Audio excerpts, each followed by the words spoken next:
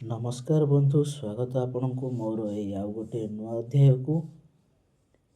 ତ ଆମେ ପୂର୍ବ ଅଧ୍ୟାୟରେ ଜାଣିଥିଲେ ପୁଣ୍ୟ ଶ୍ଲୋକ ସ୍ମରଣ, ଆଉ ଆଜି ଆମେ ଏଇ ଅଧ୍ୟାୟରେ ଜାଣିବା ପ୍ରାପ୍ତ କାଳେ ଦର୍ଶନେ ଶୁଭ। ପ୍ରାପ୍ତ କାଳ ଦର୍ଶନେ ଶୁଭ। ତ ଚାଲନ୍ତୁ ବନ୍ଧୁ, ଡେରି ନକରି ଆଉ ଆମେ ଆରମ୍ଭ କରିବା। ପ୍ରାପ୍ତ କାଳ ଦର୍ଶନେ ଶୁଭ। ଶ୍ରୋତୀୟଂ ଶୁଭଗାଗାଞ୍ଚ ଅଗ୍ନିମଗ୍ନିଚିତିଂ ତଥା ପ୍ରୀତରୁତଥ୍ୟାୟଜ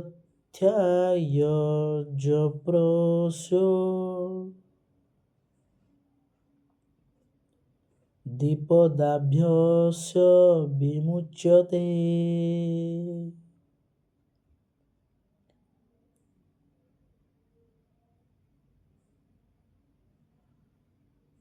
ବ୍ୟଦାଧାୟି ସୌଭାଗିନୀ ସ୍ତ୍ରୀଗାଈ ଅଗ୍ନି। ଏମାନଙ୍କୁ ପ୍ରାପ୍ତ କାଳରେ ଦର୍ଶନ କଲେ ଆସୁଥିବା ସମସ୍ତ ବିପଦରୁ ମୁକ୍ତି ମିଳେ। ତ ବନ୍ଧୁ, ଆଜି ଆମେ ଜାଣିଲେ ପ୍ରାପ୍ତ କାଳେ ଦର୍ଶନେ ଶୁଭ। ଆଜି ପାଇଁ ଏତିକି।